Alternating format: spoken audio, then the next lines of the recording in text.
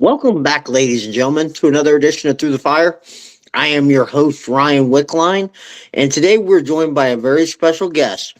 She is the Inner Compass coach, Dr. Toni LaMotta. How you doing today, Dr. Toni?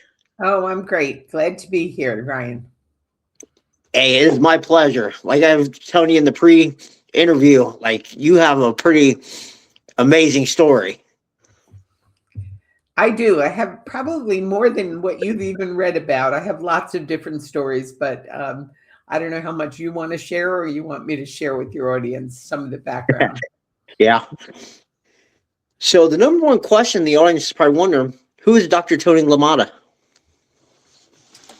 Well, interesting. If you ask me today, it's going to be different from what it was many years ago. But right now, I am both a spiritual coach and master teacher, and I teach a number of different topics and things with people all over the world. I love working with Zoom has been a blessing in our lives and a curse at times too. But I think that the best thing that I can do is saying I'm someone that's constantly learning. And when I learn, then I love to share it and teach it. So if I'm a lifelong learner, I study something called the Enneagram. Are you familiar with the Enneagram? Yeah. A little bit. That's a background. It's kind of the backdrop of a lot of what I do. But then I've also studied. I have two doctorates and three master's degrees, more than anybody ever needs. And I use both that background, that academic background, but then hopefully bring a lot of heart and experience to it as well. So I'm here to share with you and share with your audience some of the wisdom that I've learned over the years. Awesome. What led you to the convent to become a nun for 16 years? What led me? Well, that's a good question. Okay, we start back there. I entered a convent at the age of 17. And I liked it with a couple of reasons. Number one, from the time I was a little kid, I wanted to be a priest. And obviously, in the Catholic Church, that's still not a possibility for someone of my gender. So I did what, the highest I could possibly do was to go to a convent. It was kind of a default. But years later, I kind of came to realize that I had another reason for going in, and that was that I lived in a family of Italian Catholic men who used to say to women, when I say jump, you say how high on the way up. And so I made a decision early on that I didn't even realize that I would never be married, and I was not looking to be in that kind of life. And so I think the convent was kind of an escape, but it had both double meaning. It was there. I was there because I was genuinely interested in growing spiritually and in service.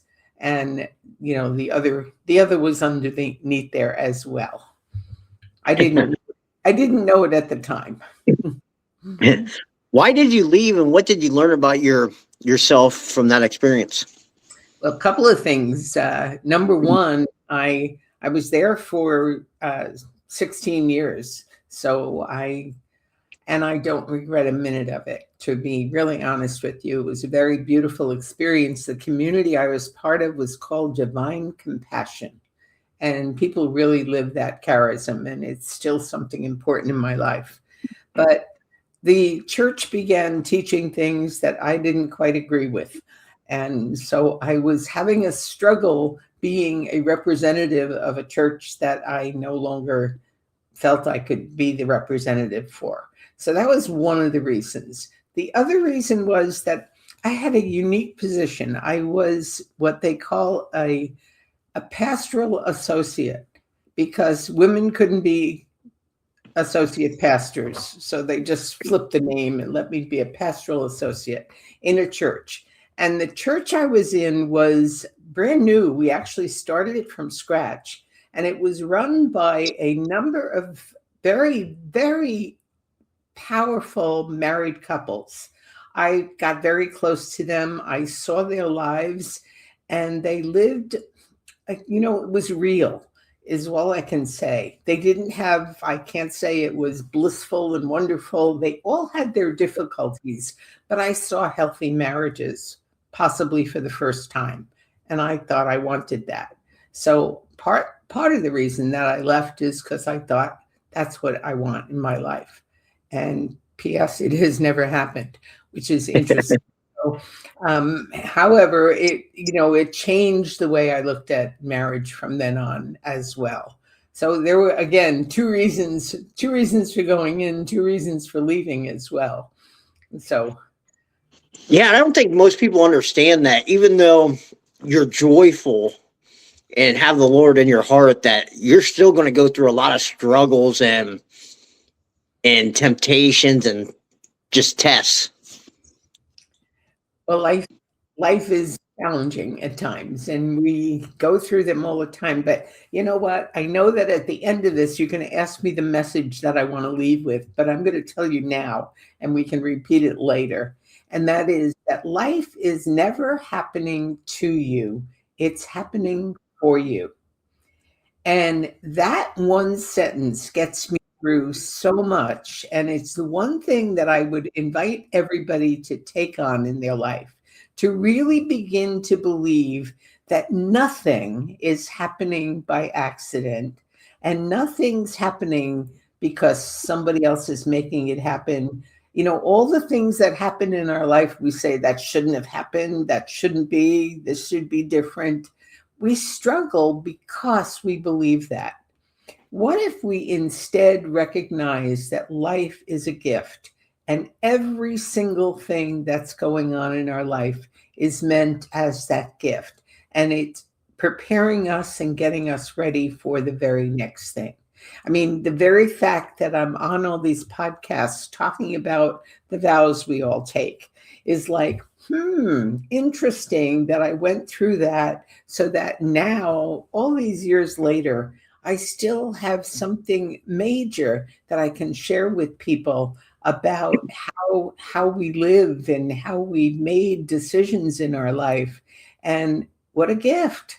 What a gift. So nothing in my life has been an accident, even though at the time I might have fought it.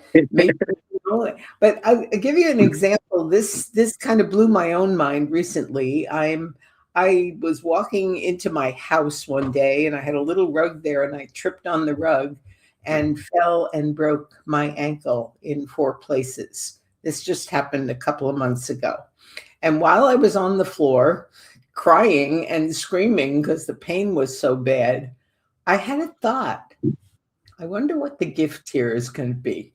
Now, I mean, Ryan, that's kind of weird, but it also told me that I really believe what it is that I teach. And I have been seeing many of the gifts that have happened as a result of that. I mean, some of it is still unfolding because it's fairly new, but it's like I was able to, in the moment of pain, to also see there's a gift. Rather than saying this shouldn't be happening, why is this happening? All the things that we fight against. I think it's the Course in Miracles says what you resist persists. So why resist anything? What if we really saw life as a gift and everything unfolding perfectly? Yeah, I love that. I love the way you just eloquently put that. It's a pretty powerful message and a pretty powerful way for all of us to be, because we keep thinking, I should be this, I should be doing that. And we do all this shoulding upon ourselves that is really a challenge. And we fight with what is. To me, the biggest spiritual lesson is about being present, being in the moment, if you will. Living with what is, accepting exactly what is at the moment. What a blissful way to be. I can't say I live it all the time, but I certainly practice that as much as possible. And I begin every day with a 7-minute practice just to remind myself to be centered in the moment, be centered in my body, centered in my heart, centered in my head. So I recognize that, I am fully present. And so when I'm with you right now, hopefully all of me is here. And, and all of you is here, and hopefully everybody listening. Like, are we listening with our whole being? What a different way to live than the way most people live, just kind of running around with chickens without a head and, trying to get busy, trying to make things happen. Many years ago, I wrote a book. I've written several, but this one book, I started out calling it Stop Setting Goals. I changed the title ultimately to What You Really Want Wants You. But the Stop Setting Goals was like, no spiritual teacher tells you go out after success and visualize it and do this. I mean, it's really interesting. Most of them tell us to live in the moment, accepting what is. And it doesn't mean we don't make plans. It doesn't mean we don't have goals. In certain aspects of our life, we need that.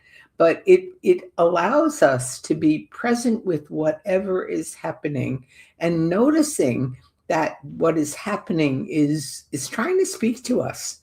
It's always, our life is always telling us what it wants to become. It's interesting. Yeah, that is interesting. What inspired you to start coaching? Well, I think I've been coaching most of my life without formally doing that. I've been calling myself a teacher for a number of years, and I teach both at a university and I teach online to spiritual people. I actually became a New Thought minister and actually ran churches for a number of years. I'm semi-retired from that at this moment. I still speak occasionally on Sundays, but I started doing more teaching, and what I found was people wanted more than information. They want transformation. And in order to really transform, you need more than the intellectual knowledge that a course can give you. You need someone walking beside you to help you see how you're integrating what you're learning in your life. And so I put out my coaching single and said, all right, I'm a hybrid trainer. I do training and coaching. I have a 6-month program. I meet with people twice a week. Once a week, we do training, and once a week, it's coaching on how is this landing? How are you living this? What's happening in your life? And I find that myself, I need people helping me do that. And so I always have a coach. So I'm happy to do that with other people as well. I usually do it though, I very seldom do one-on-one. I used to do a lot more one-on-one. As a minister, you're always coaching people. But I stopped doing one-on-one and doing group coaching because I find that we feed each other and get so much more than just my wisdom. Yeah. What types of services do you provide then? Well, at this moment, the main thing that I'm doing is this 6-month program called the Inner Compass System. And I can go briefly tell you what it is, because each of the modules for the Inner Compass is a separate teaching unto itself. And the first one is called Fear to Faith. And what that does is I help people face the fear and look at what they really think might be happening, and then say, how do I take this in my body? We actually do a physical exercise that I teach them to do 70 times a day for 7 days to release the negative energy of that fear. Very powerful exercise. It was taught to me by one of my spiritual teachers many years ago. And then we go from there. We do a course on spirit guides. I'm teaching people how to listen to their own guidance. So it's not about listening to me. It's about listening to what's going on within.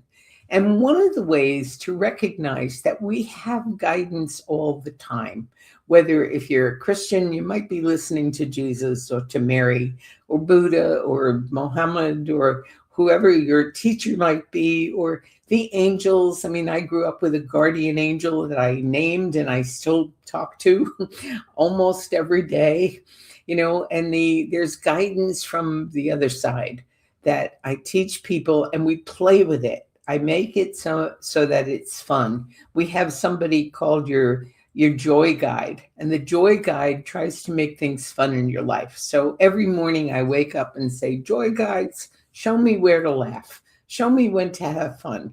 And it happens. It's amazing. So we do a little bit of work with that. We then do work with a journaling process where we get to look at our entire life, and we do a life review that says, what is my life trying to tell me? And we look at all the people that have been part of our lives, the events, the circumstances, the social causes, the beliefs, the memories. I mean, it's it's not just, writing down what's going on during the day. It's a very structured process. I first learned it from a man named Ira Progoff, and he calls it the intensive journal.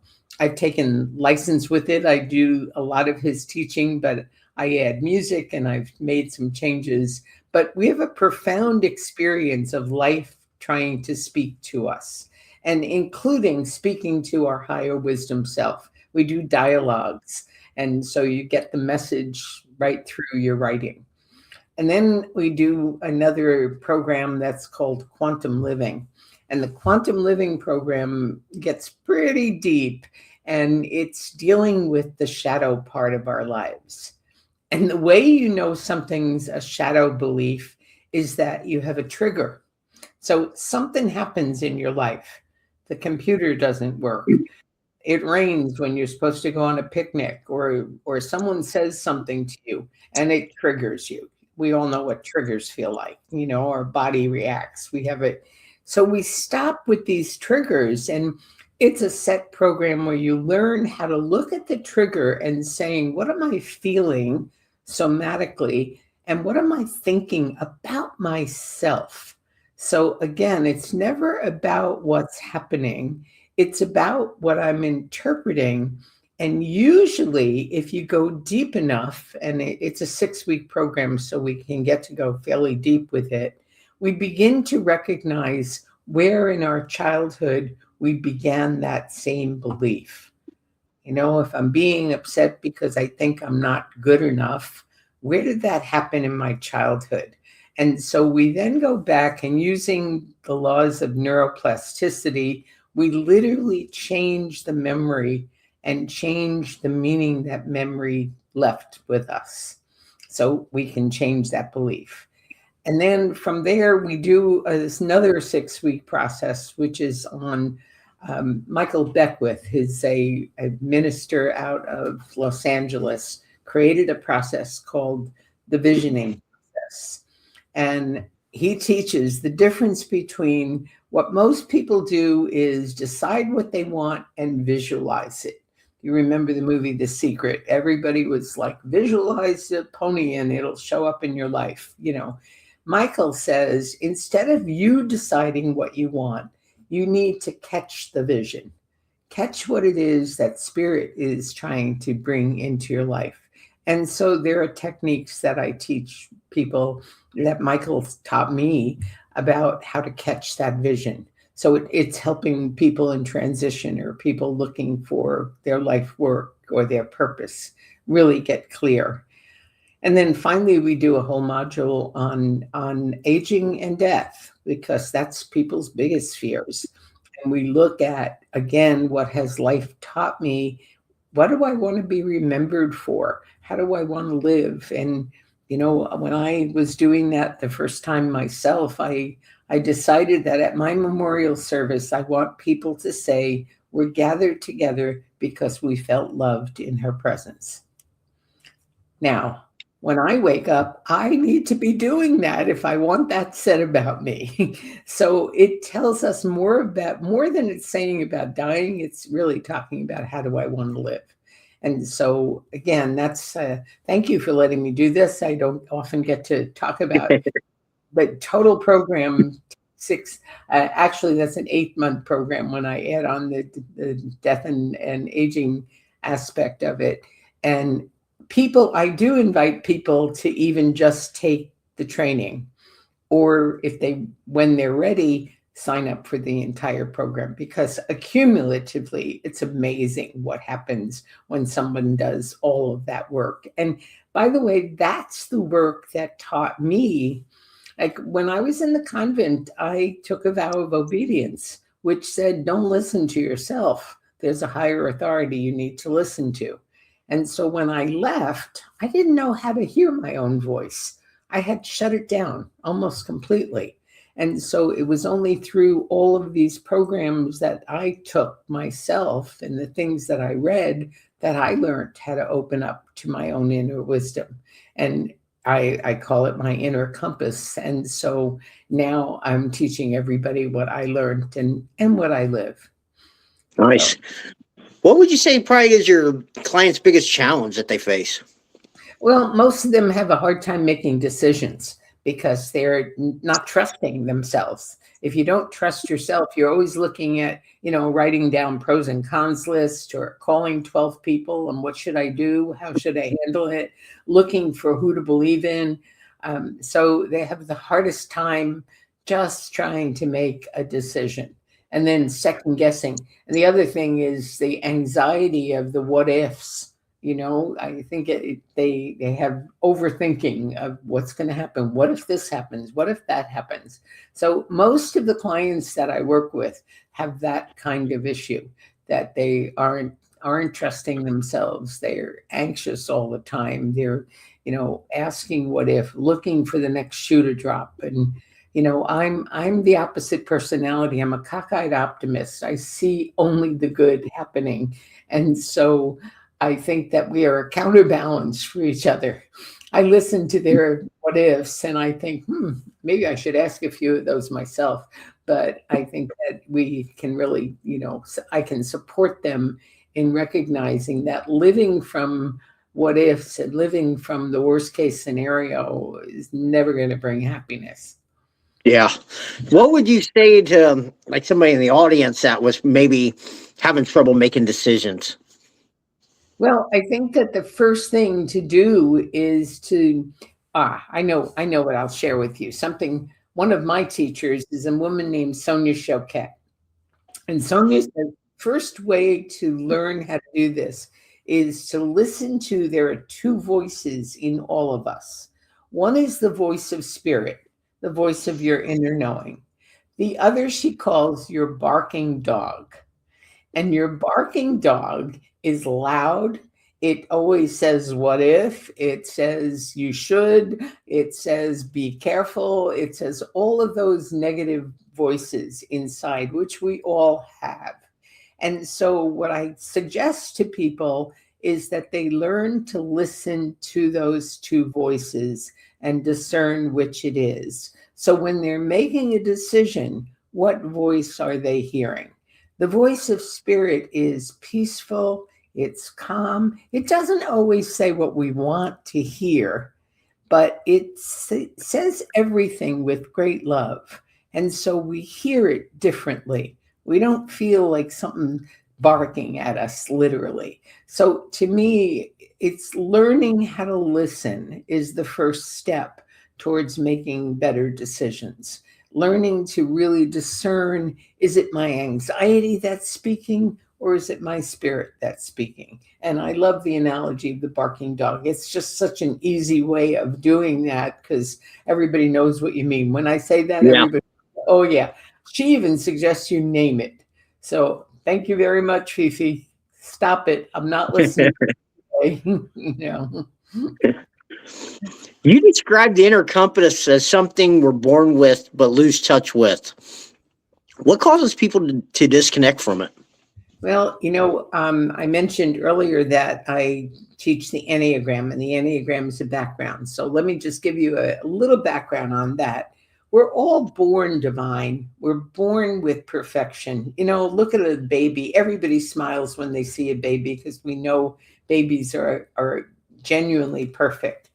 But every single one of us have had childhood wounds, and they may be traumatic, they may be huge, or they may be small things, but every single child, just the fact that you're little in a world of big people is a trauma. Just think about that. I often think of that with my cat. My cat looks at me like, I'm this monster next to it. And I think, I wonder how I felt when I was a little kid. So every child makes a decision. And this is what psychologists teach us, that that's how our ego is formed. It decides what behavior is going to keep me safe. For some, it becomes perfectionism. For some, it becomes people pleasing and taking care of everybody else's needs. For some, it becomes success and doing everything perfectly so that they can achieve more. For some, it becomes being the artist and the drama and the person of great meaning. For some, it's book knowledge and learning and absolutely becoming the best at something. For some, it's like for some, it's being careful all the time and taking care of being safe. For some, it's being the strong one in the room.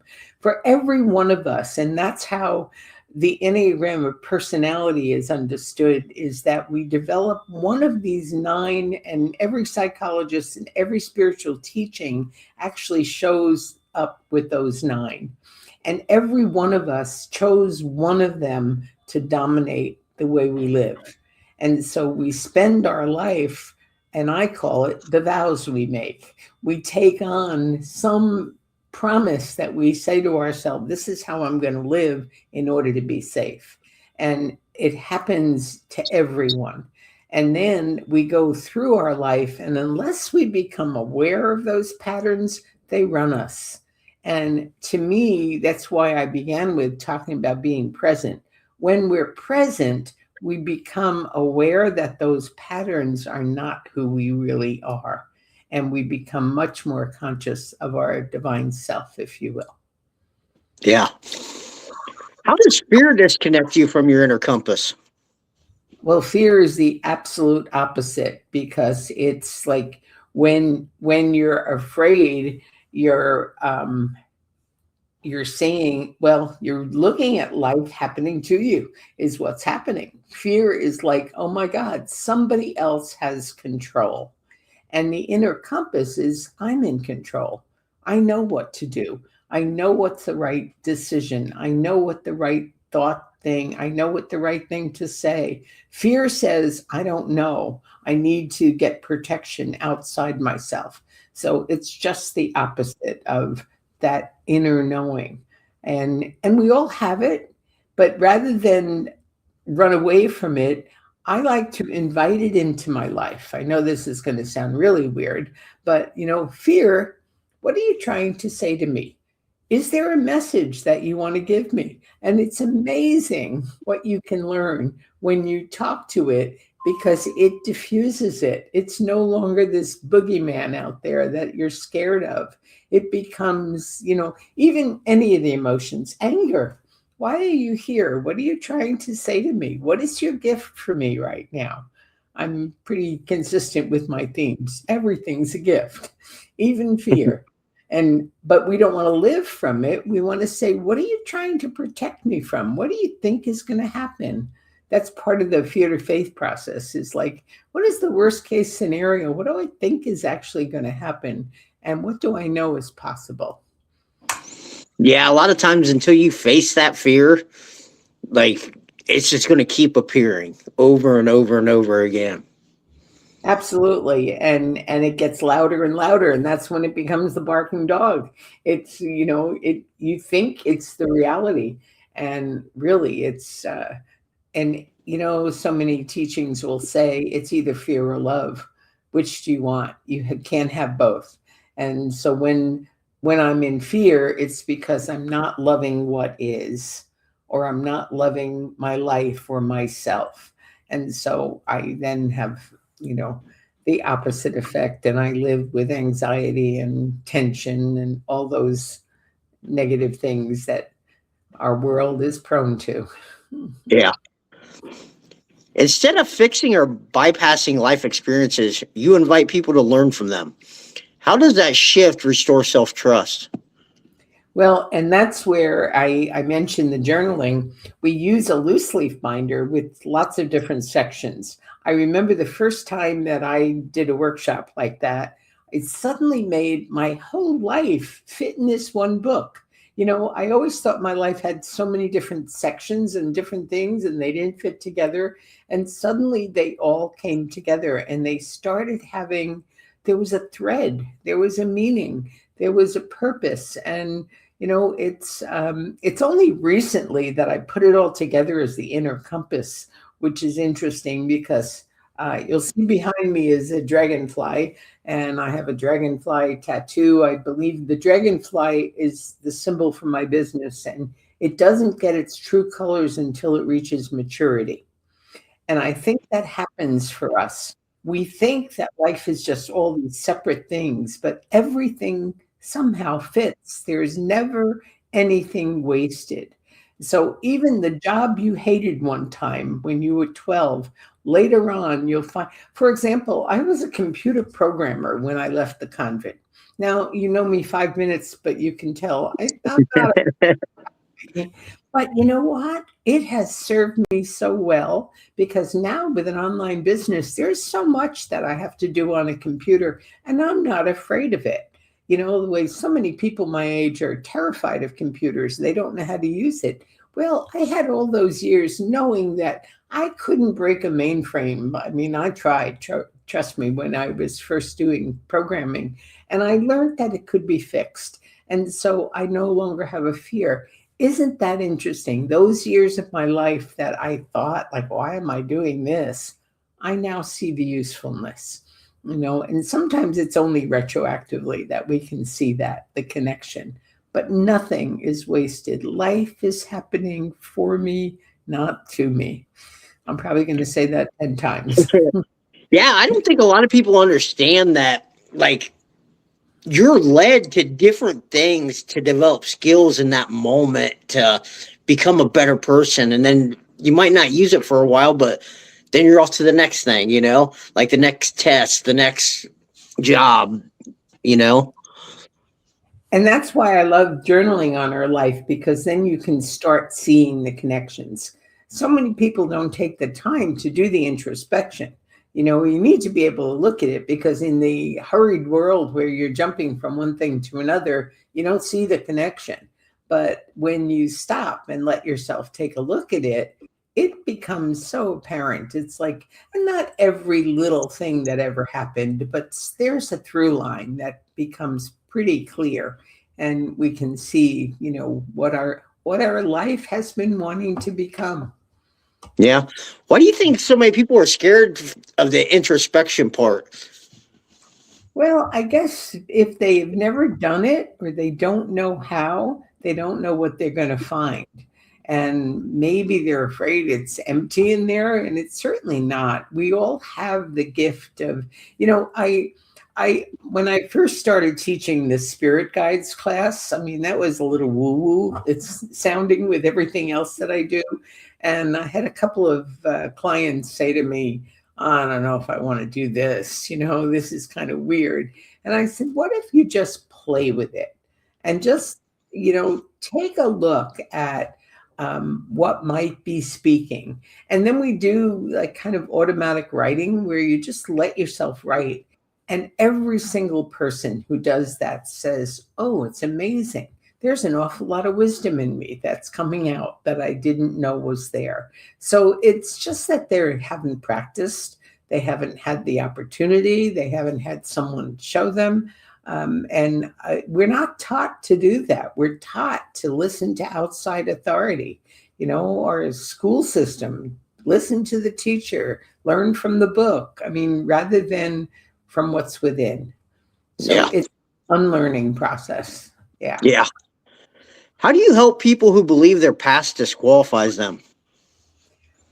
Well, first of all, to just try on that saying that nothing's happening to me. So if it happened, there's a gift. I was watching some TV program the other day where someone who was pretty powerful, someone asked him where he had been for years, and he said, in prison. And everybody around was shocked because they, you don't talk about being in prison. But he had just such a wonderful way of looking at what he learned during that time. And so, even that, or someone who calls themselves a sinner, that they've done things wrong, I don't believe there's any such thing as failure or even sin for that matter. I think it's missing the mark. I love the old saying about Einstein. He found 1,000 ways not to make the electric light bulb. He didn't fail each time. So no matter what has happened, what's the gift here? Our greatest cross is our crown. Very often, the thing that has happened that we struggled with is the very gift we have to give to someone else. How many people did you? I've heard it lots. People who were alcoholics and saying the best thing that ever happened to me was to hit rock bottom. What if we looked at life that way and said, no matter what's happening, it's for my good? And it takes practice again to do that. It's not something you can just turn on if you've lived with all this self-hatred. But I also think that's one of the reasons to have a coach, because a coach can see for you what you can't see in yourself, and then can help you. Like, I was discouraged the other day about something I was doing, and I had a session with my coach, who said to me, "Oh my God, Toni, you're doing so many things so right." I mean, just saying that opened something new in me. It was amazing. So to me, having someone who sees for you what you can't see for yourself especially if someone is feeling the burden of their past, and if they can begin to look at their past as something that's preparing them, perhaps even to teach other people, to make a change in the world. Yeah, I know me personally, I read a bunch of books on the saints to kind of show me that, hey, they all messed up too at one point, That doesn't disqualify me from anything because they did just as bad things as I have done. Exactly. Nothing and I don't know what your belief or your listeners' beliefs about a divine power, God, if you will, or there's something beyond that loves us unconditionally. We don't understand that. To really come to love ourselves and our lives without condition. Like, nothing is wrong. Nothing that you've done is so unforgivable. It's amazing to really get that and see that. And whether you see it from a Christian point of view, that you've been saved, or whether you see it just in general, that there is, look at the weather. I think that this may sound real strange, but the universe, the way that nature takes care of itself, when things look like they're totally dead. There's a tree outside my house that has the most gorgeous blossoms. But you know what? In the winter, it looks awful. And then recently, I live in a condo, and somebody came and pruned the whole thing. It looked like, oh my God, what have you done to my tree? So what looks like deadness later brings forth life.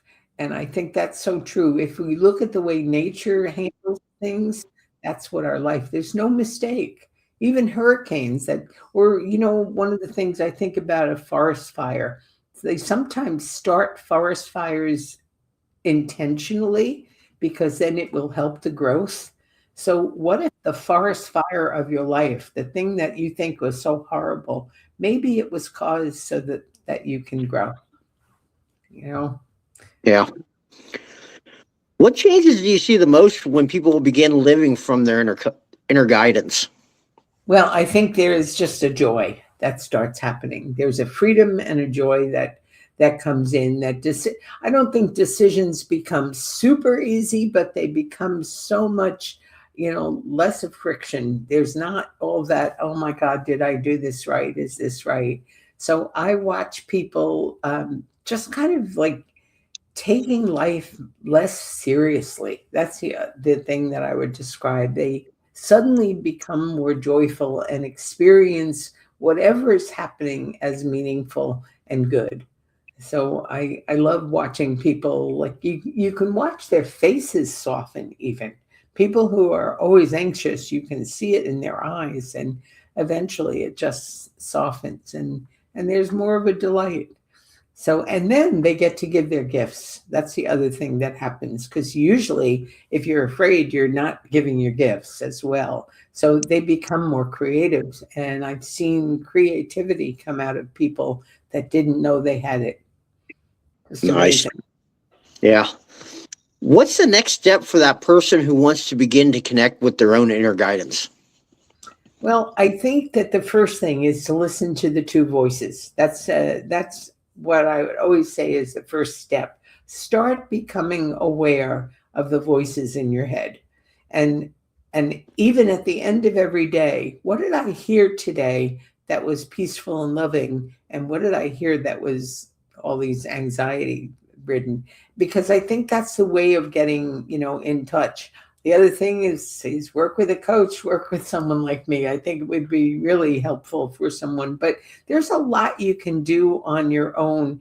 Getting in touch with your body. What does your body say? Very often, I had a client once who was trying to decide whether he should change his job or move to another country or another part of the country. And I asked him, how did it feel when he talked about moving? And he said, I get this incredible sense of peace. Well, what do you think your body's trying to say? And so it's that simple. We ignore our bodies, and our bodies speak so loudly. They're trying to tell us all the time. They give us the information we need. So pay attention. Yeah, great advice. How can people get a hold of you? Best thing, you can see my name here, ToniLamotta.com. And they can do two things. ToniLaMotta.com has an opportunity to I actually send people a quiz on how well they're listening to their inner compass. And it'll put them on my mailing list and find out all the things that I'm up to. If they want to talk to me directly, Dr. Toni, DRTONI at ToniLaMotta.com is my email, and I'm happy to meet with people and have a discovery call of seeing how I can help. Awesome. Yeah, and I'll put all that in the show notes for everybody too. Is there anything we haven't covered that you want to talk about? No, I think that if I'm going to say it one more time, life is not happening to you, it's happening for you. The other thing is to not take everything so seriously. I think that the key to a happy life is to start taking it more lightly. Like it's not a matter of life and death, no matter what's happening, and so look for ways of finding joy. And when you look for the ways to find joy, and gratitude is the other piece. I used to, I still do. I write at least 5 things I'm grateful for every single day. I wake up every day with a song called Grateful. And so I think that when we live in gratitude, we start looking for things to be grateful for. When you have to write 5 things every day, it starts showing up. So that's probably the final message for Yeah, I today. love that message because I do that same thing. And like I tell people when I do it, I said, a lot of the things you're grateful for are going to be the same, but there's always something happening, like something little one day that you're just like, oh my God, I can't believe that happened. Absolutely. And the more, when you start, right, I once did 100 things a day. And when you're doing 100 things a day, during the day, I would start looking for what to be grateful for. And sure enough, when whatever you look for, it's going to start showing up. So it Yeah, helps. Yeah. awesome. All right, final question. What is one piece of advice you'd like to leave our listeners with about overcoming adversity? About overcoming adversity, stop calling it adversity. I think there's the first thing. Look at it as this is a challenge that's a gift. All right. If you can change this adversity, whatever it is that's happening, how do I see the gift in this? And if I can see where can I find the good? When you look for that, you'll find it. If you look for how can I fight this, you're going to find that too. Awesome. Great advice. Well, Dr. Toni, I can't thank you enough for coming on here and sharing your insight and your amazing story with all of us. Well, Ryan, I've been delighted to do it. So thank you. Awesome. Well, guys, that's going to be all the time we have here today. Remember, the only way to get what you want is go through the fire.